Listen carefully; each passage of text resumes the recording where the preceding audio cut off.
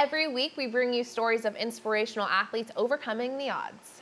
Among the thousands of people affected by the Calder fire, more than a dozen El Dorado football players were forced to evacuate.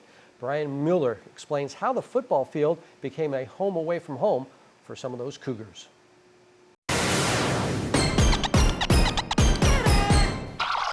Football is a chaotic game, but for Jacob Bell, there's always been a calm within the chaos.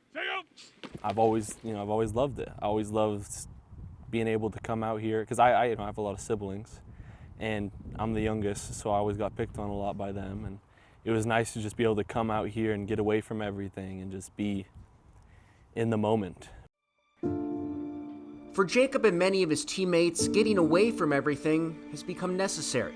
3 weeks ago, more than half the team evacuated their homes due to the Calder fire. I got up to go to school, and my mom told me, I gotta go get gas now in the car, we gotta leave. My mom woke me up telling us that we had to evacuate. About 19, 20 years of things in this house from my family, and we got a small portion of all of our stuff. Quick thinking of what's your most valuable possessions are. It's stressful. I had to grab as much as I could, get in the car and everything, and pretty much just find a place to live.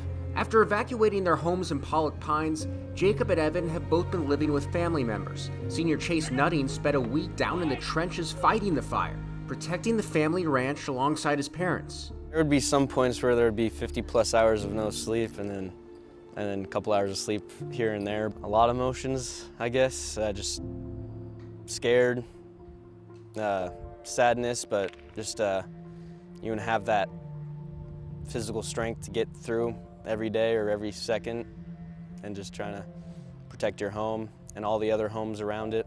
As the flames moved forward across their town, the team tried to focus on school and sports, but the concern for their homes was constant.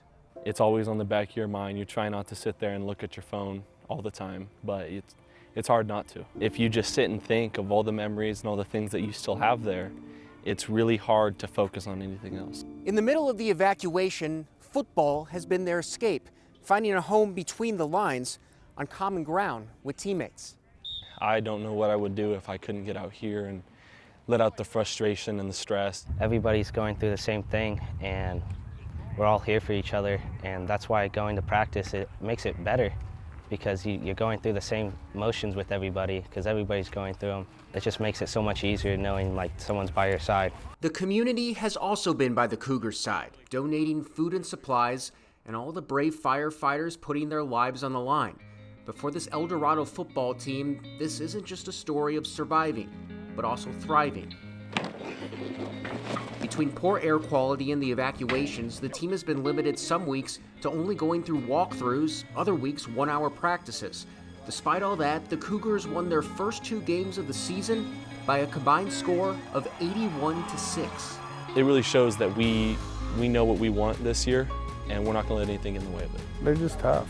They bounce back. They deal with stuff like I probably couldn't even deal with it, how they deal with it, to be honest with you.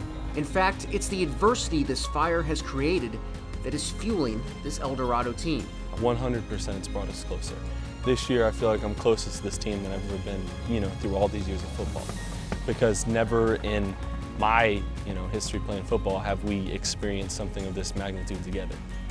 It's a closeness that the Cougars hope will bring them something else they've never experienced before, a state championship. Depending on if, my house is still standing at the end of the year, to have that championship, it's gonna feel great either way. Win on 3, 1, 2, 3, win! Reporting in Placerville, Brian Mueller, 49ers Sac High Sports. Thank you, Brian. The players started moving back into their homes last week as the Calder fire reached about 50% containment. We are very glad everyone is safe and the team can now focus on school and winning ball games. Yeah, we see all that smoke, but we don't see the people that it really affects. Yes. So good to see that they're coming back.